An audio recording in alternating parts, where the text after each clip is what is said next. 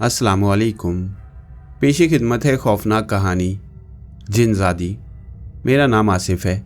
आजकल मैं अपना कारोबार कर रहा हूँ और अल्लाह ताला का शुक्र है कि बड़े आराम से दिन कट रहे हैं। लेकिन आराम के इन दिनों जब मैं माजी के दरीचों में झांकता हूँ और उस पुरस्रार दौर के मुतल्लिक सोचता हूँ तो मेरी रूह कांप उठती है। मुझे माजी में एक ऐसे वाक़या से दो चार होना पड़ा था जिसका तस्वुर भी अब मेरे लिए सुहाने रूह बन जाता है। पहले मैं खुद मुख्तार ना था बल्कि अपने वालिद साहब के कारोबार में हाथ बटाया करता था।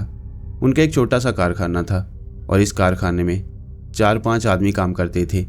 दीगर कारोबारी मसरूफियात और फ़राइज़ के अलावा मेरी एक ड्यूटी ये भी थी कि रोज़ाना फजर के वक्त घर से कारखाने की चाबियां लेकर निकलता और सुबह सवेरे कारखाना खोलता। हमारा घर कारखाने के करीब ही था। कारखाना खोलकर मैं कुछ देर इंतज़ार करता रहता, हत्ता कि जब तक वालिद साहब नमाज और तलावत से फारिग होकर ना आ जाते। दिन निकलने तक कारखाने के वर्कर्स भी आ जाते और मैं वापस घर आ जाता। सख्त सर्दियों की एक सुबह जब मैं कारखाने पहुंचा और कारखाने का ताला खोला तो मैं शशदर रह गया, क्योंकि मैंने देखा कि एक हसीन और जमील लड़की एक कोने में खड़ी थी। मैं उसके हसीन सरापे को देखता ही रह गया। उसने हरे रंग का निहायत ही खूबसूरत और चमकदार लिबास पहन रखा था। मैं इस लड़की को बड़ी हैरानगी से देख रहा था, मगर उसके चेहरे पर शौकी भरी मुस्कुराहट थी। मैं ताज्जुब और घबराहट भरी रोबदार आवाज़ में बोला, तुम कौन हो और यहाँ क्या कर रही हो? आसिफ, आपने मुझसे ये ना पूछा कि मैं यहाँ कैसे और कब आई। मुझसे ये पूछो कि मैं किस लिए आई हूँ, तो इसका जवाब यह है कि मैं तुमसे मिलने आई हूँ। अब तो मुझे और भी हैरानगी हुई कि ये लड़की तो मेरा नाम भी जानती है। बहरहाल मैंने उससे कहा, मैं तुम्हें नहीं जानता और ये बताओ कि तुम मुझसे मिलने क्यों आई हो। ये तुमको बाद में मालूम हो जाएगा।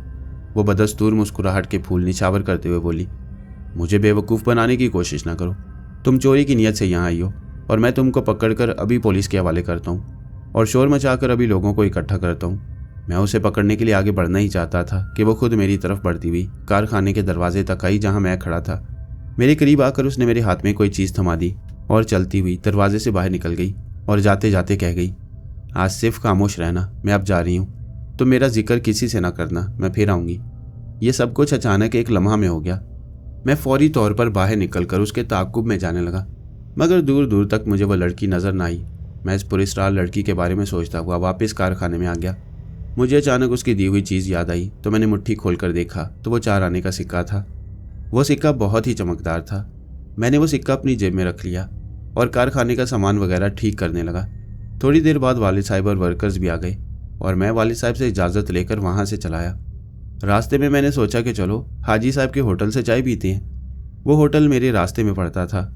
इस होटल में चाय बहुत शानदार जायके की मिलती थी। मैं होटल में दाखिल हो गया और हाजी साहब को सलाम किया। हाजी साहब हमारी सारी फैमिली के जानने वाले थे।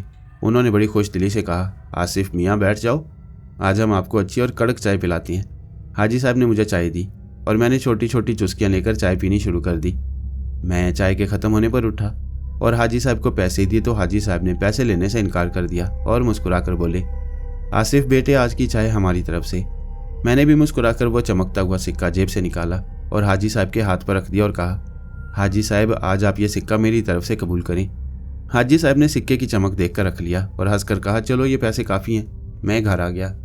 उस पुरस्कार लड़की के बारे में मैंने किसी से भी जिक्र ना किया, लेकिन मैं खुद उसी के बारे में सोचता रहा। रात के वक्त जब मैं बिस्तर पर लेटा तो उसकी शौकी और मुस्कुराहट मेरे दिलो दिमाग पर छाती चली गई। नींद मेरी आंखों से कोसों दूर थी। मैं करवट पर करवट बदलता रहा। फिर ना जाने रात का कौन सा पहर था कि मैं नींद की वादियों में खो गया। दूसरे दिन हस्बे मामूल मैं कारखाने पहुंचा और ताला खोला तो मेरी हैरत की इंतहा न रही। सामने आज फिर वही लड़की खड़ी थी। आज सुर्ख लिबास के साथ सुर्ख सैंडल भी पहने हुए थे और मेरी तरफ देखकर मुस्कुरा रही थी। आहिस्ता आहिस्ता मेरी तरफ बढ़ने लगी। वह इस लिबास में बड़ी अच्छी और खूबसूरत लग रही थी। मैंने मसनूई गुस्से से उसे डांट कर कहा, तुम आज फिर इधर आ गई हो? तुम कौन हो? आज तुम्हें बताना पड़ेगा। मैं आज तुमको नहीं छोड़ूंगा। वह अंदाज़े मस्ताना से खरामा खरामा मुस्कुराते हुए निहायत शौकी से मेरी तरफ बढ़ रही थी। उस पर मेरे गुस्से का कुछ भी असर नहीं हुआ था। मैं दोनों बाजू फैलाकर दरवाजे में खड़ा हो गया और इरादा किया कि अगर इसने भागने की कोशिश की तो मैं इसे पकड़ लूँगा। वो मेरे करीब आई और 4 आने का सिक्का मेरे हाथ में थमाकर मुस्कुराते हुए निहायत फुर्ती और चालाकी से बाहर निकल गई। मैं ना जाने किस गैबी ताकत के असर से उसे रोकना तो दरकिनार उसे कुछ कह भी ना सका। वो चलते हुए सिर्फ इतना कह गई, मेरा नाम शमीका है और मैं कल फिर मिलूंगी। तुम मेरा जिक्र किसी से न करना वरना बहुत पछताओगे। मैं एक बुत की मानंद खड़ा रहा और उसके दिए हुए सिक्के को देखता रहा।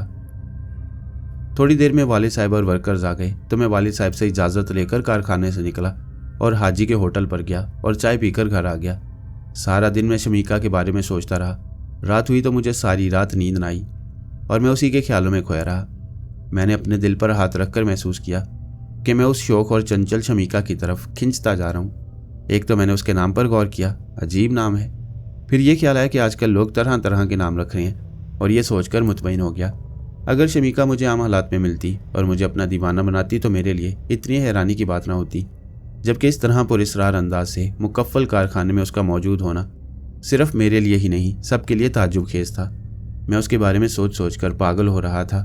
मैं चाहता था कि अगर शमीका से मुकम्मल मालूमात ना भी हो तो कम से कम इतना पता चल जाए कि वो कौन है और क्या चाहती है। दूसरा मेरे लिए परेशानी का बायस ये बात थी कि उसने मुझे अपने मुतल्लिक किसी को बताने से भी मना किया हुआ था। कई बार यह भी दिमाग में आया कि वालिद साहब या फिर किसी दोस्त से उसका जिक्र करूं, लेकिन ऐसा लगता था कि जैसे कोई गैबी ताकत मुझे ऐसा करने से रोक रही हो। सारी रात शमीका मेरी सोच का महवर बनी रही। मैं यही सोचता रहा कि सुबह जब मैं कारखाने जाऊंगा तो मुझसे रोज़ की तरह उसकी अधूरी मुलाकात होगी या कुछ देर वो मेरे पास बैठकर बातें करेगी। मेरी ख्वाहिश थी कि एक दफ़ा उससे मुकम्मल मुलाकात हो, लेकिन ये सब कुछ मेरे अपने बस में ना था। ना जाने कब नींद की देवी मुझ पर मेहरबान हो गई और मैं सो गया। हस्बे मामूल मैं अलग सुबह बेदार हुआ और कारखाने पहुंचा। आज मैंने सोच लिया था कि उसके जाने से पहले दरवाज़ा जल्दी बंद कर दूंगा।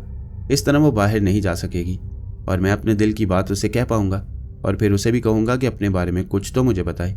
जब मैंने दरवाज़ा खोला और फ़ौरन बंद कर दिया, हस्बे मामूल एक कोने में खड़ी वो मुस्कुरा रही थी। मैं उसकी खूबसूरती में खो गया और वह मुस्कुराती हुई मेरी तरफ बढ़ने लगी और बोली, आसिफ, आज तुम्हारा इरादा ठीक नहीं है। तुमने दरवाज़ा क्यों बंद कर दिया? मैंने दरवाज़ा इसलिए बंद कर दिया कि आज मैं तुमसे साफ साफ बातें करना चाहता हूँ और आज तुम्हें बताना पड़ेगा कि तुम कौन हो और मुझे क्यों इस तरह तड़पा रही हो। वो मेरे करीब आई तो मैंने उसको अपनी गिरफ्त में ले लिया, मुबादा कि वो फिर भाग ना जाए। मैंने महसूस किया कि उसका कुर्ब हासिल होने पर मेरे दिमाग में खुशबुओं की लहरें बस गई हों और पूरा माहौल मुअत्तर मुअत्तर हो गया हो। मैं इन खुशबुओं में ही खोया हुआ था कि वो बोली, आसिफ, मैं तुम्हारे कारखाने के पास ही रहती हूँ और मैं तुमसे शादी करना चाहती हूँ। चलो हम खामोशी से शादी कर लेते हैं। मेरे पास बहुत दौलत है। शादी के बाद सारी दौलत मैं तुमको दे दूंगी। तुम इससे अपना कारोबार बढ़ा लेना। हम दोनों बड़े आराम की ज़िंदगी गुजारेंगे। मैंने कहा, पहले तुम अपने बारे में सच सच बता दो, फिर इस बारे में सोचा जा सकता है, वरना मैं तुमको आज जाने नहीं दूंगा। मैंने ये कहकर उसे मजबूती से पकड़ लिया। उसने मुज़ाहमत की और मेरे बाजू पर अपने दांत काट दिए। मैं दर्द की शिद्दत से चिल्ला उठा और वो मेरी गिरफ्त से निकल गई। मेरी आंखों के आगे अंधेरा छाने लगा और फिर मुझे मालूम नहीं क्या हुआ। जब मेरे हवास दुरुस्त हुए तो मैंने सिर्फ ये देखा कि दरवाज़ा खुला हुआ है और एक सिक्का मेरे हाथ पर है और बाजू पर शमीका के दांतों के निशान पड़े हुए हैं और वो गायब है। थोड़ी देर बाद मैं मजीद दर्द की शिद्दत से बेचैन हो गया और मेरी आंखों के सामने अंधेरा छाता चला गया और मैं होशो हवास से बेगाना हो गया। जब वालिद साहब और कारखाने के वर्कर्स आए तो उन्होंने मुझे घर पहुंचाया। मुझे होश में लाने की तदबीरें की गई। जब मुझे होश आया तो मैंने अपने गिर्द अपने वालिदैन के अलावा दीगर लोगों को भी पाया। सब लोग परेशान थे। उन लोगों ने मेरे हाथ पर जख्म का निशान और हाथ में सिक्का देख लिया था। सब लोग इस बात के मुंतज़िर थे कि मैं होश में आकर उनको तमाम हकीकत से आगाह करूं। जब मैं मुकम्मल होश में आ गया तो मैंने शमीका वाला सारा वाक़या सबके गोश गुजार कर दिया और लोगों का तो मुझे पता नहीं कि वो क्या सोचते होंगे, लेकिन वालिद साहब ने इन तमाम बातों पर यकीन नहीं किया। वालिद साहब ने गरजदार आवाज़ में कहा, ये बात नहीं है, तुम झूठ बोल रहे हो।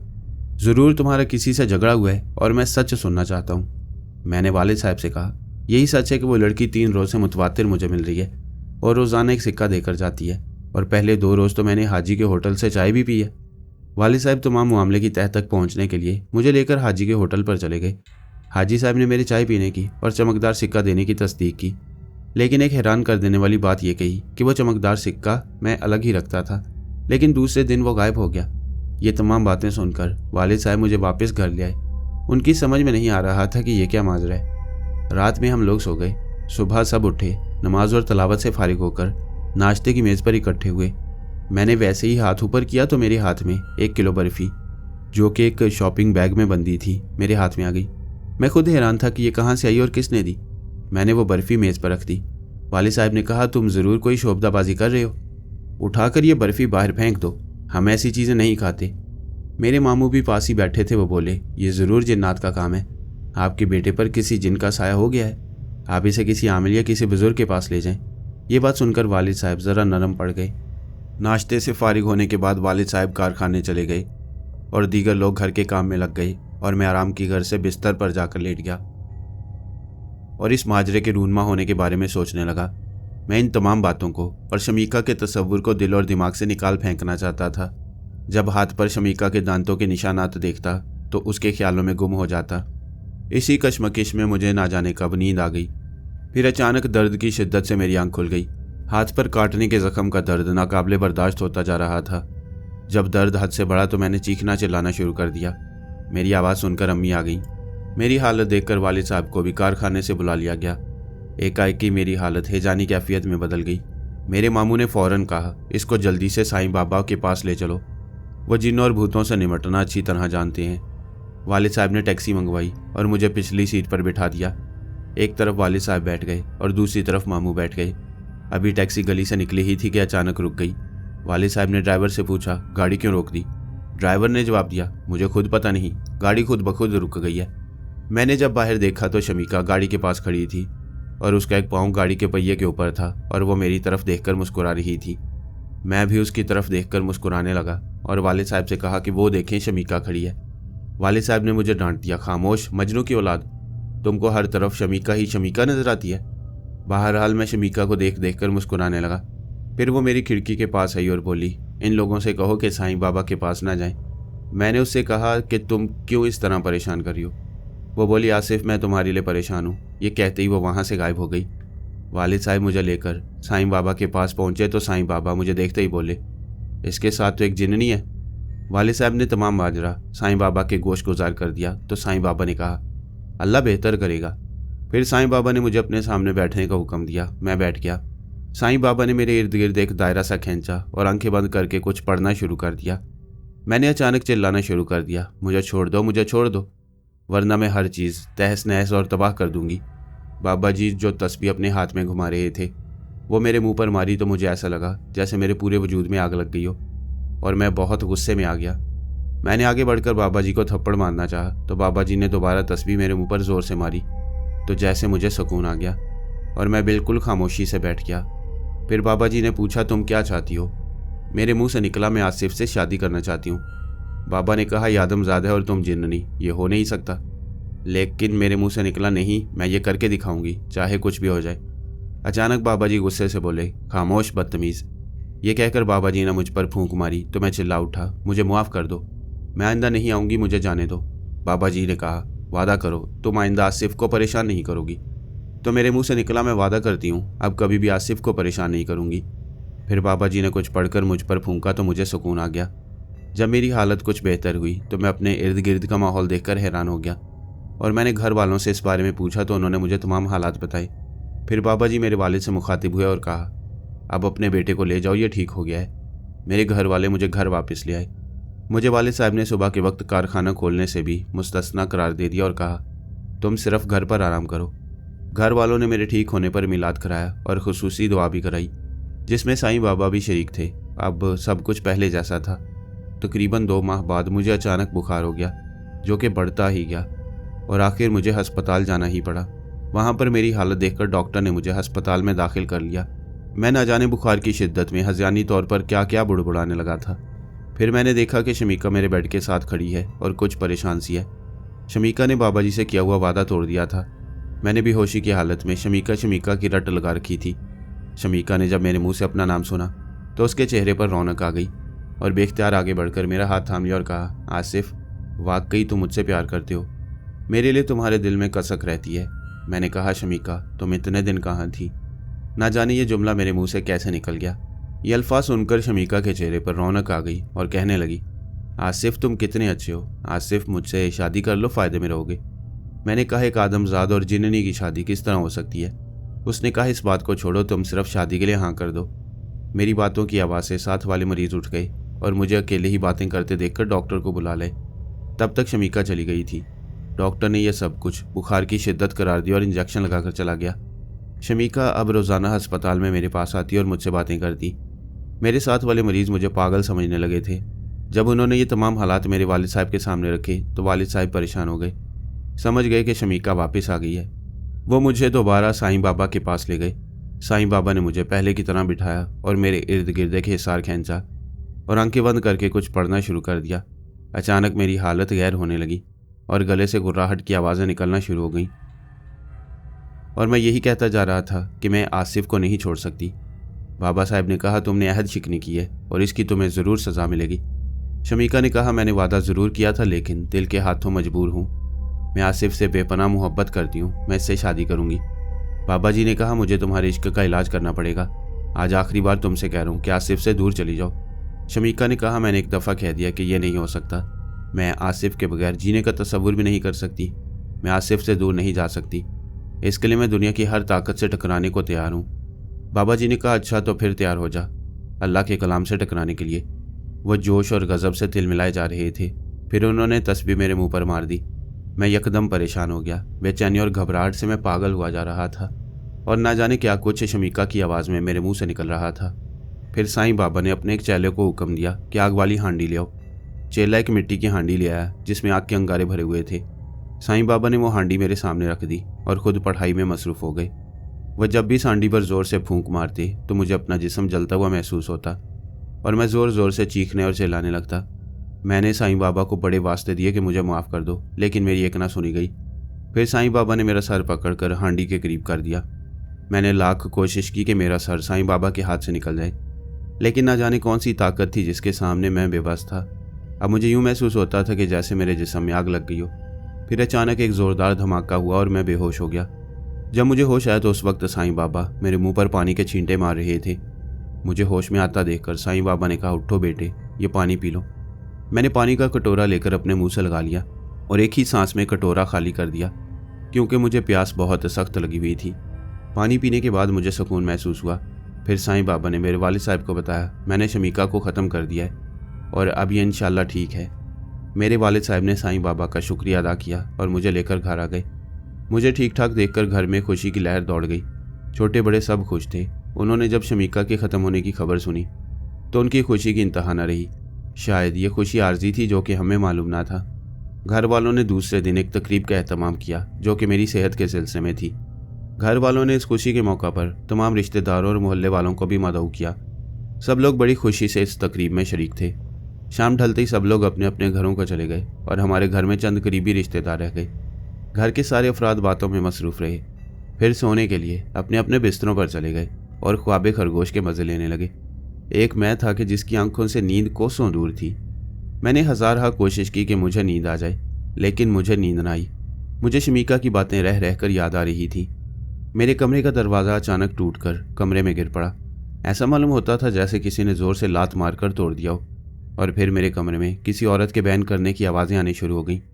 कोई औरत रोकर कह रही थी, जालिमों ने मेरी बेटी को मार दिया। इसके बाद एक मर्द की आवाज़ सुनाई दी जो बहुत खौफनाक थी कि मेरी सांसें रुकने लगीं। वो मर्द कह रहा था, मैं अपनी बेटी के कातलों को मुआफ़ नहीं करूँगा, मैं उनकी नस्ल को आग लगा दूंगा। ये सब सुनकर मेरे रोंगटे खड़े हो गए। फिर अचानक मेरे कमरे की हर शय जैसे उड़ने लगी, हत्ता कि मेरा बेड भी ज़मीन से ऊपर को उठता चला गया और फिर अचानक ज़मीन पर धड़ाम से गिर गया। इस तरह बेड के टुकड़े टुकड़े हो गए।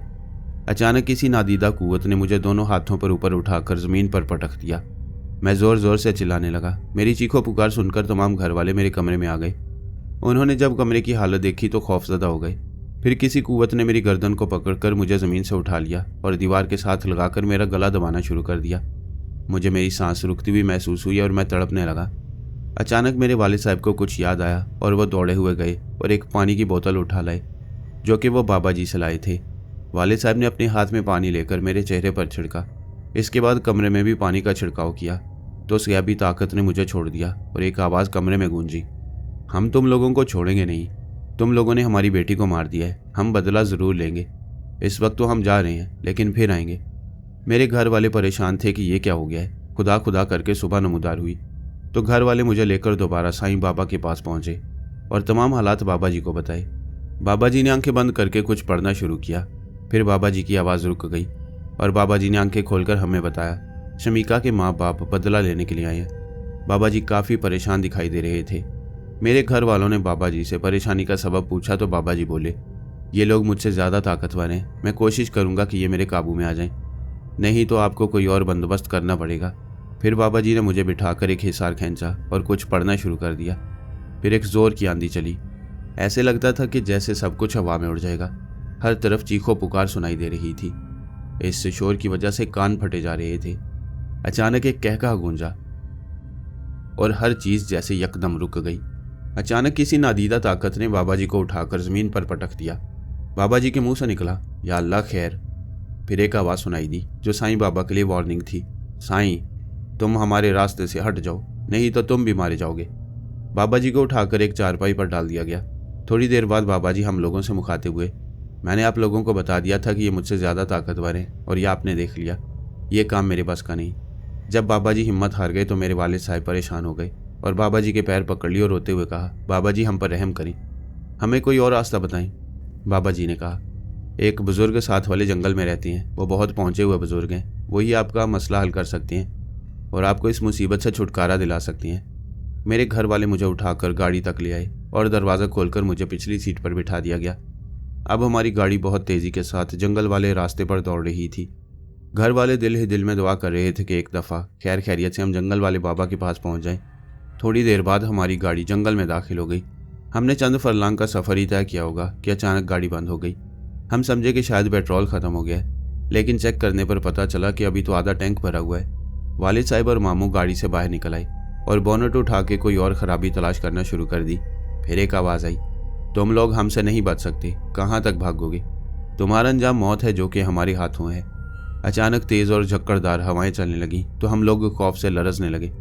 फिर एक रोबदार आवाज़ गूंजी, रुक जाओ, तुम मेरे इलाके में ऐसा नहीं कर सकते।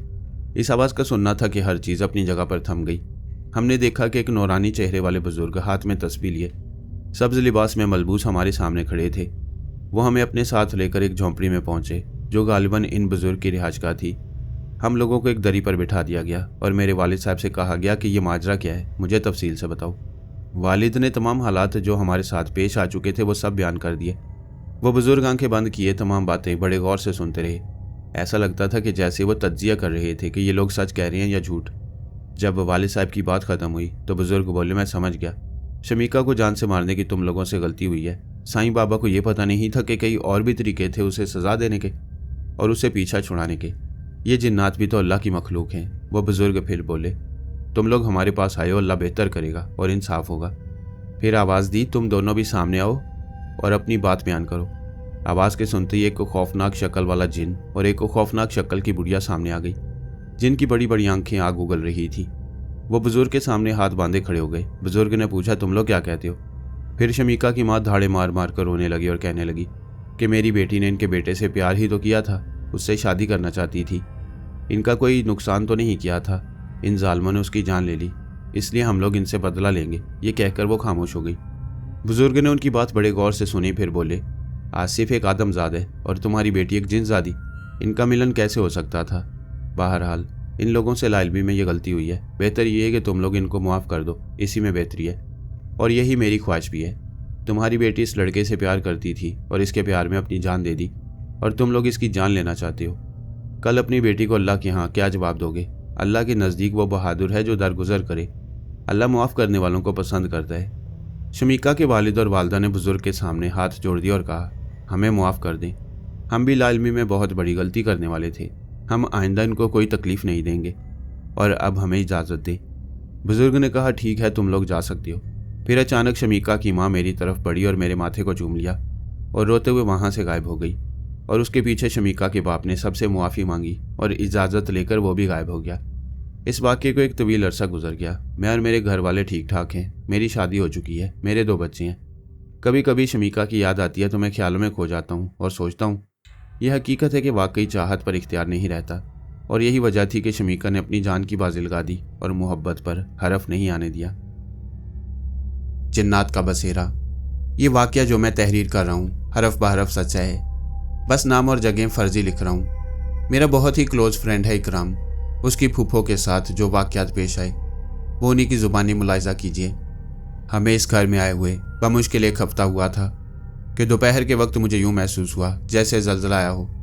मैं और बच्चे घबराकर बाहर टेरेस पर आ निकले, मगर तमाम चीज़ें साकित थीं। सामने वाला मकान तामीर हो रहा था।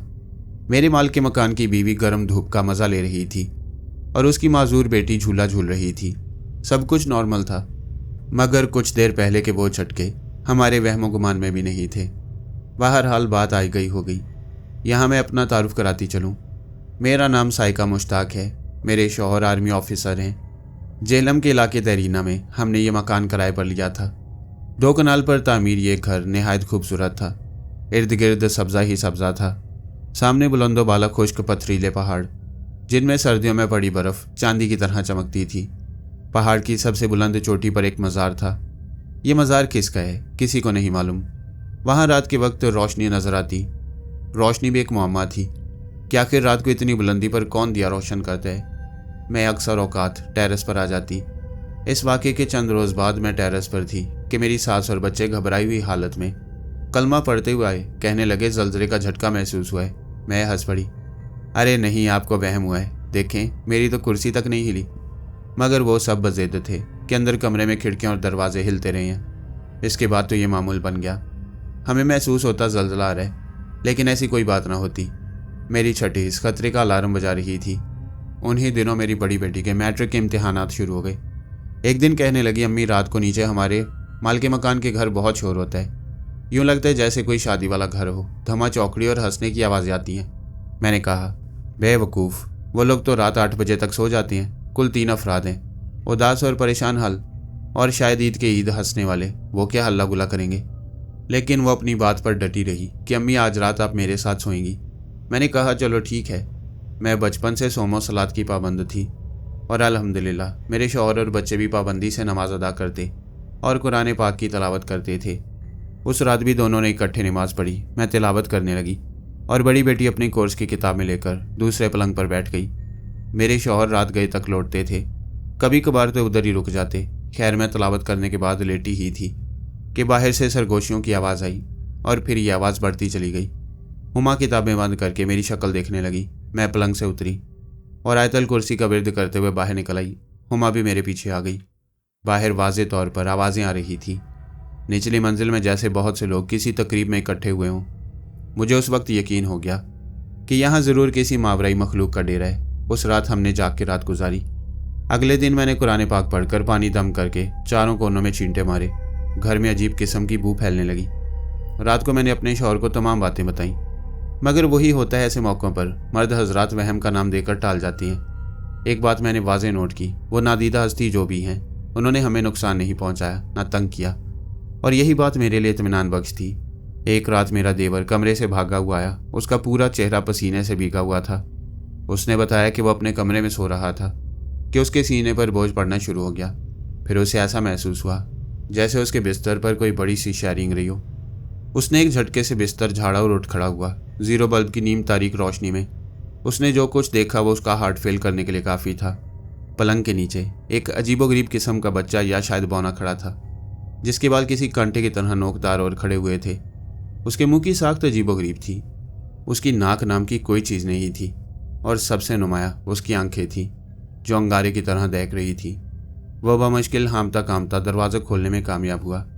मैं समझ गई कि वह डर गया है। मैंने उसे दिलासा दिया और वह कई दिन तक बुखार में फूंकता रहा। एक जुमेरात की शाम का जिक्र है। उस दिन हमने कुरान पाक का ख़त्म शरीफ पढ़वाया था। मुझे बारहा ऐसा लगा कि कोई नादीदा हस्ती भी हमारे दरमियान है। एक सर्द हवा का झोंका मुझे महसूस होता रहा। उसी शाम मेरी माल के मकान भी वहीं थी। पड़ोस की औरतें चली गईं तो मैंने उन्हें रोक लिया। मैंने उन्हें पूरी रुदात सुनाई तो वह बोली, बहन हो सकता है यहाँ कोई आसेब हो, मगर तुम किसी से जिक्र न करना, मेरे घर की बदनामी होगी।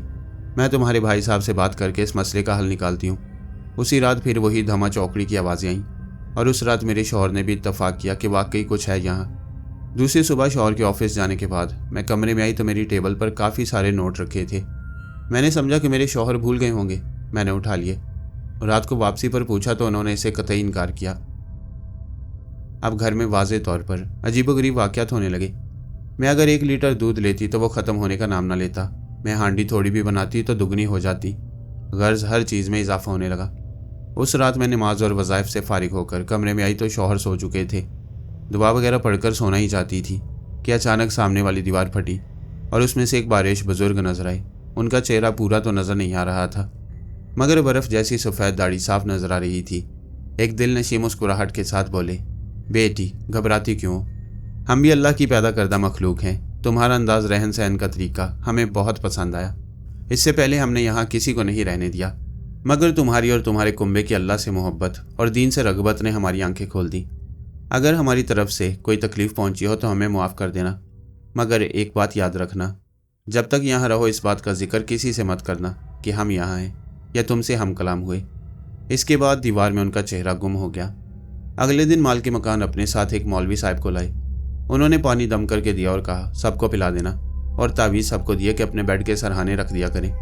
उनके चले जाने के बाद मेरे माल के मकान की बीवी ने बताया, यह सारा किस्सा दरअसल यूँ है कि कमालुद्दीन, मेरी माल के मकान के शौहर, आज से तकरीबन 10-15 साल पहले घर आ रहे थे। वो एक फैक्ट्री में काम करते थे। फैक्ट्री इंडस्ट्रियल एरिया में उजाड़ बियाबान जगह पर वाक़ई थी। वहीं दरख्तों पर जिन्नात का बसेरा था। कमाल जब फैक्ट्री से निकले तो उनके बच्चे खेल रहे थे। कमाल की गाड़ी के नीचे उनके 2 बच्चे कुचले गए। उन दिनों ये घर बन रहा था। दिन गुजरते गए और अचानक कमाल की तबीयत खराब रहने लगी। उनके हाथ पांव सूखने लगे। उन्हीं दिनों मेरी बच्ची पैदा हुई जो माजूर थी। बच्ची के जन्म के बाद मैं खुद बिस्तर से लग गई। कमालुद्दीन की बहन इधर ही हमारे पास आ गई। वो बेचारी घर का कामकाज करती, हमारी तीमारदारी करती, मगर उसके साथ भी अजीबोगरीब वाक़यात होना शुरू हो गए। रात के वक्त नादीदा लोगों की सरगोशियाँ सुनाई देती। घर में हम चारों के अलावा ऐसा लगता जैसे बहुत से खानदान आबाद हो। किचन से पकी हुई हांडी गायब हो जाती और रोटियां भी। जगह जगह खून के धब्बे दिखाई देते। दरवाजे पर भी दस्तक होती मगर कभी कोई ना आता। बाजुकात ऐसा महसूस होता जैसे जल्जला आया हो। गर्ज तरह तरह से हमें परेशान किया जाने लगा। कमालुद्दीन के दोस्त जो फैक्ट्री में मुलाजिम थे, उसे सूरत हाल का इल्म हुआ तो वो अपने बाप को, जो मस्जिद में इमाम थे, ले आया। उन्होंने पूरे घर का जायज़ा लिया और बताया कि यहाँ पूरा आतिशी मखलूक का ख़ानदान आबाद है। आप ये घर छोड़ दें तो बेहतर होगा। हमने भी उसकी बात से इत्तफाक किया, मगर उस रात एक ऐसा वाक़या हुआ जो हमारे वहम गुमान में भी नहीं था। रात के किसी पहर दरवाजे पर ज़ोर से दस्तक हुई। हम तीनों हड़बड़ा के उठ बैठे। दस्तक बैरूनी दरवाजे पर हो रही थी। मेरे खामंद तो उठने के लायक नहीं रहे थे। बीमारी ने उनको बहुत कमज़ोर बना दिया था। मैं और जमीला, मेरी नंद, कमरे का दरवाज़ा खोलकर बाहर आई तो एक बारिश बुजुर्ग को अपने सामने देखकर हैरान रह गई। उनका कद काठ एक आम इंसान से काफ़ी बड़ा था। उन्होंने हमें मुस्कुरा के देखा और कमरे में दाखिल हो गए। हम भी उनके पीछे लपके। ऐसा महसूस हो रहा था कि हम बोलना चाहते हों, मगर ज़ुबान तालू के साथ चिपक गई हो। अंदर आने के बाद वो बोले, आप लोगों को जो मुसाइब उठाने पड़े उसके लिए मैं मुआफ़ी चाहता हूँ। मेरे भाई के 2 नन्हे बच्चे आपके शौहर की गाड़ी के नीचे आकर मर गए। तब से वो आपके पीछे लग गया है और उसकी ज़िद की वजह से हम भी उसका साथ देने पर मजबूर हो गए। उसकी ज़िद की वजह से हम यहाँ आबाद हो गए। हमने अपने भाई को बहुत समझाया कि जो होना था वो हो गया, अब तुम इन लोगों को माफ़ कर दो, मगर उनका गुस्सा भी ठंडा नहीं हुआ। वो तो तुम लोगों को बर्बाद कर देता, मगर हमारे समझाने पर वो ठंडा हो जाता है। आपकी बेटी की माजूरी में भी उसका हाथ है। मैं सिर्फ इतना कहने आया हूँ कि आप ये घर मत छोड़िए। मेरे भाई की यह ज़िद है कि वो ना तो आपको छोड़ेगा ना ये मकान। अगर आप कहीं गए तो वो भी आपको नुकसान पहुँचा सकता है। बाखुदा आप कहीं मत जाइए। मैं वादा करता हूँ कि मैं आप लोगों का ख्याल रखूँगा, मगर मैं बड़े भाई के आगे मजबूर हूँ और इस बात का तज़किरा भी किसी से नहीं कीजिएगा। इसके बाद वो बुज़ुर्ग बाहर निकले और अंधेरे में रूपोश हो गए। बुज़ुर्ग के जाने के बाद हम पर जो सख्ता की कैफियत तारी हो गई थी ख़त्म हो गई। उस बुज़ुर्ग की बातें मानने के अलावा हमारे पास कोई चारा नहीं था। हमारे लिए यही सदमा बहुत था कि हमारी बेटी माजूर उसकी वजह से हुई है। हमने घर छोड़ने का इरादा तर्क कर दिया। रफ्ता रफ्ता कमालुद्दीन ठीक हो गई। उनकी सेहत देख के मैं भी ठीक हो गई। मेरी नंद घर चली गई। सब कुछ मामूल पर आता गया, मगर अब भी पुरस्कार वाक़यात होते रहते। हम तो इनके आदी हो गए हैं, मगर हमें नहीं मालूम था वो आपको भी तंग करेंगे। उनकी कहानी ख़त्म होने के बाद मैंने बहुत चाहा कि मेरी उस बुज़ुर्ग से मुलाकात का वाक़या उन्हें बता दूं, मगर मैं ऐसा न कर सकी। मैंने उनको दिलासा दिया कि बस अल्लाह ताला पर भरोसा रखें। आपके साथ जो वाक़यात हुए, अगर आप अल्लाह की याद से गाफिल ना रहती तो शायद ये ना होते। आप घर में कुरान खानी कराइए, नमाज पाबंदी से अदा करें और शौहर को भी तलकीन करें। फिर देखें सारी आफतें कैसे भागती हैं। मेरी बातें सुनकर उनके आंसू छलक पड़े। मुझे ऐसा महसूस हुआ जैसे कोई छुपकर हमारी बातें सुन रहे। बिल्कुल वैसी ही खुशबू महसूस हुई जो उस रात बुजुर्ग की आमद पर हुई थी। मेरी माल के मकान ने मुझे सीने से लगाया और रुखसत हो गई। मेरी बातों का इन खातून पर असर हुआ। अगली जुमेरात को उन्होंने कुरान खाने का एहतमाम किया, सदका किया, खैरात की। ऐसे लग रहा था जैसे बरसों से छाए हुए तारीकी के बादल छट रहे हों। कमालुद्दीन की बीवी उठते बैठते अपने शौहर की गलती की मुआफ़ी मांगती। खातून की दुआओं का असर रूनमा होने लगा। घर में सुकून रहने लगा। हमने 2.5 साल इस मकान में गुजारे। फिर मेरे शौहर की पोस्टिंग हो गई और हमें वहाँ से आना पड़ा, मगर उस घर से जुड़ी यादें मैं कभी फरामोश नहीं कर सकती। जिन्नात का जिक्र कुरान पाक में भी है। उनकी भी फितरत हमारी तरह होती है, ज़िद्दी भी होते हैं और मेहरबान दिल भी। अगर किसी से मोहब्बत करें तो मरते दम तक संभालते हैं, और उनकी नफ़रत से अल्लाह हम सबको महफूज रखे। अब मुझे ज़ाती मकान में शिफ्ट हुए 10 साल हो चुके हैं। मुझे आज भी ऐसा महसूस होता है कि हमारे घर में जब भी कुरान खानी हो, मिलाद हो, बिल्कुल वैसे ही खुशबू पूरे घर में फैल जाती है जो उस बुजुर्ग की आमद पर हुई थी, जो उस घर में अक्सर औकात आती थी। अल्लाह का दिया मेरे पास बहुत कुछ है। अगर मैं सारी ज़िंदगी सजदा में गिर के अल्लाह की नेमतों का शुक्र अदा करूं तो भी नहीं कर सकती। बेशक अल्लाह बड़ा रहीम व करीम है। कैदी जिन, ये कोई मन घड़त कहानी नहीं, बल्कि दर हकीकत एक शख्स का अपने बचपन में देखा हुआ पुरस्रार वाक़या है। जब ये वाक़या रूनमा हुआ तो ये शख्स, जो कि इस वक्त कम उम्र बच्चा था, इस शख्स की अपनी ज़ुबानी मेरा नाम मुजीबुर रहमान है। सन 1943 में मेरी उम्र 10 साल थी और उस ज़माना में हमारा ख़ानदान गांव पिंड झाटला, जो कि रवात से करीब है, वहाँ रहा करता था। हम लोग खुशो खुरम ज़िंदगी गुजार रहे थे। हमारा गांव खुशियों का गहवारा था। गांव में हिंदू मुस्लिम दोनों ही आबाद थे, जो कि आपस में शीरो शक्कर की तरह ज़िंदगी गुजारते थे। किसी को किसी से शिकवा शिकायत ना थी, बल्कि हर तरफ खुशहाली थी। मेरी खाला, जो कि उस ज़माना में मौजूदा भारत के शहर अमरोहा में रहा करती थी, उन्होंने हमें अपनी बेटी, जिसका नाम रुखसाना था, उसकी शादी का दावतनामा बमा अहलो याल भेजा। इस दावत के साथ एक लेटर भी नथी था, जिसमें खाला ने अम्मी को ताकीद की थी कि मेरी बेटी की शादी में तुम लाजमी और फौरी आना, क्योंकि यह हमारे घर की आखिरी शादी है। हमारी फैमिली में हम कुल 4 अफराद थे, वालिद, वालदा, मैं और मेरी बहन नाजिश, जो मुझसे छोटी थी। मुझे अच्छी तरह याद है कि हम लोग ट्रेन के ज़रिए अमरोहा पहुँचे तो खाला के घर वालों ने हमारा बड़ा गर्मजोशी से इस्तकबाल किया। शादी की तकरीब चूँकि करीब थी, लिहाजा इसी वजह से वहाँ खूब गहमा गहमी थी। हर कोई खुशियों में मगन था। वहाँ हमारी फैमिली के अलावा और दीगर हमारे ख़ानदान के लोग आए हुए थे। हम बच्चों ने पहली बार उन लोगों को देखा था जिनको कभी ना देखा था या उन्हें देखने की ख्वाहिश थी। इस शादी की तकरीब में उम्र के लिहाज से टोलियाँ बन गईं। बुजुर्ग औरतें, जवान लड़कियां, लड़कों ने अपने अपने ग्रुप्स बना लिए। हम चूँकि बच्चे थे, लिहाजा हमारा ग्रुप भी काफ़ी वसी हो गया। इनमें हमारे कज़न्स के अलावा वहाँ के मुकामी बच्चे भी शामिल थे, जिनकी तादाद लगभग 20 हो गई थी। बड़े अपने कामों बातों में मसरूफ़ अमल रहने लगे, जबकि हम बच्चे आपस में घुल मिलकर खेलने कूदने और रिवायती बचकाना शरारतें करने में लगे रहते। एक शाम यह हुआ कि जब कज़न रुखसाना की मेहंदी की तकरीब होनी थी, लिहाजा शादी के घर में खूब हंगामा आराई जा रही थी और रस्म हिना में काफ़ी देर थी। हम बच्चों की टोली में शामिल एक लड़का साकिब, जो कि मुकामी रहने वाला था, उसने हमें बतलाया कि यहाँ से कुछ दूर एक बुजुर्ग के मज़ार के अहाते में एक सदियों पुराना जिन कैद है। आओ उसे दिखा कर लाऊं, लेकिन ये बात यहाँ किसी बड़े को ना बतलाना, वरना वो हमें वहाँ नहीं जाने देंगे। बाहर से आए दीगर बच्चों ने उससे पूछा, क्यों नहीं जाने देंगे? इस पर साकिब ने हमें बतलाया, सुना है कि किसी ज़माना में हमारे शहर के इस मखसूस इलाके में एक जुनूनी आवारा जिन ने अपनी दुनिया से निकाले जाने के बाद यहाँ अपना डेरा जमा लिया था और वो यहाँ की बासियों को बहुत तंग करने लगा था। बिलाखिर उसे एक नेक मुसलमान बुजुर्ग, जिनका नाम हाफिज रोशन दीन था, उन्होंने अनथक कोशिशों, इबादतों, अमलियात और चिल्लों के ज़रिए बड़ी मुश्किल से काबू किया, जबकि इस जिन को काबू करने के अमल के बाद उनकी जान भी चली गई। हमारी टोली में शामिल मेरी फुफ्फो का पोता, जो कि तकरीबन हमारा हम उम्र था, उसका नाम जमशेद था, उसने साकिब को मजबूर किया कि वो सबको वहाँ लेकर जाए। मैंने और टोली में शामिल तकरीबन सब बच्चों ने उसके साथ जाने की हामी भर ली। वैसे साकिब हम बच्चों में हम सबसे बड़ा था। मेहंदी की रस्म होने वाली थी। इस घर से हमारी माँ ने हम सब बच्चों को नए कपड़े पहनाकर तैयार कर दिया। साकिब ने हमसे पूछा, वहाँ का फासला कितना है? तो उसने बताया कि ज़्यादा से ज़्यादा वहाँ जाने में 15 मिनट लगेंगे और हम आधे घंटे बाद उस कैदी जिन को देखकर वापस भी आ जाएंगे। साकिब ने कैदी जिन का ऐसा नक्शा खींचा और ये भी बताया कि वो जिन चूंकि कैद में है और किसी को कोई नुकसान नहीं पहुंचा सकता। हम बच्चों की टोली जब उन बुजुर्ग के मज़ार की हदूद में दाखिल हुई तो वहाँ सब कुछ मामूल के मुताबिक था। मैंने आसमान की जानिब देखा तो आसमान खुला खुला, रोशन और चीदा चीदा बादलों की टुकड़ियाँ नज़र आ रही थी। बुजुर्ग के मज़ार की हालत इंतहाई मखदूश थी। मज़ार के अहाते में बिल्कुल दरमियान में उनकी शिकस्ता कब्र मौजूद थी और इसका फर्श इंतहाई बदहाली की तस्वीर पेश कर रहा था। वहाँ जगह जगह मिट्टी के ढेरों खुश्क पत्ते, जा बजा छोटी बड़ी टूटी हुई लकड़ियाँ और उजाड़ वीरान कुर्बो जवार, जो कि अजीब यासो महरूमी का नक्शा पेश कर रहा था, और साथ ही नागवार बू फिजा में सरायत किए हुए थी। अब एक कहाँ है वो कैदी जिन जिसको हम देखने आए हैं? हमारी टोली में शामिल एक लड़का अंजुम ठट्ठा लगाते हुए बोला, तो और बच्चों ने भी उसकी तायीद की और कहा। जिनके मुतल्लिक अजीब अजीब अल्फाज बोलने लगे और साथ ही उछल कूद कर कह लगाने लगे। साकिब ने जवाब दिया, इधर ही है, ज़रा मेरे पीछे आओ।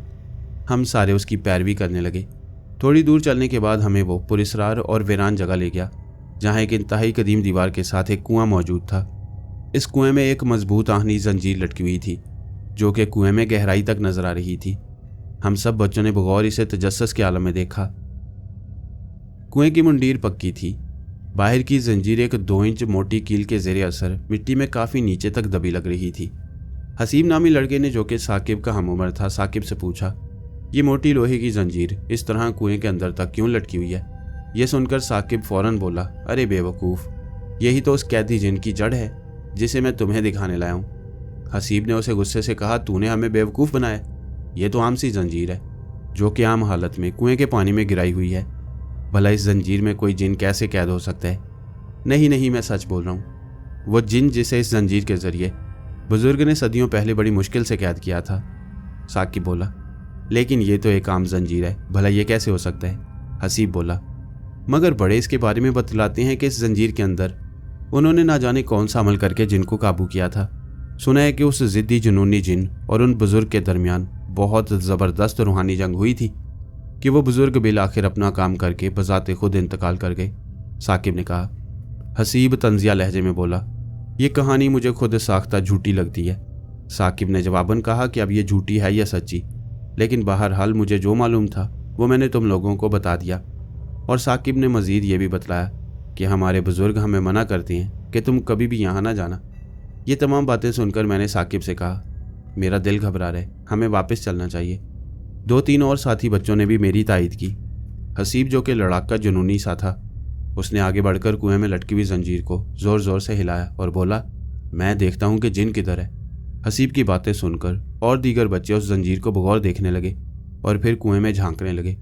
हसीब मुसलसल जंजीर को हिलाता रहा और फिर थोड़ी देर बाद इस जंजीर को कुएं से बाहर की जानिब खींचने लगा। जंजीर काफ़ी वजनी थी। बहरहाल हसीब ने जोर लगाकर जंजीर को आधे कुएं तक खींचा कि अचानक एक ज़ोरदार कान फाड़ देने वाला धमाका हुआ। इसके बाद जंजीर हसीब के हाथ से छूट गई। साकिब गुस्से से हसीब से बोला, ये तूने क्या कर दिया? हसीब बोला, यार कुछ नहीं होता, मैंने इसीलिए कदम उठाया कि इससे तुम्हारे जाहिल दिलों के अंदर मौजूद फजूल वसवसे निकल जाए। दोनों एक दूसरे से बहस करने लगे और दोनों में से कोई भी अपनी अपनी दलीलों से हार मानने को तैयार न था। इसी दौरान अचानक मज़ार के अहाता में ऐसा महसूस हुआ कि जैसे ज़मीन हल्की से हिल रही हो। किसी ने कहा, ज़लज़ला आ रहा है, भागो यहाँ से। हसीब और साकिब के अलावा हम तमाम बच्चों की हालत दीदनी थी।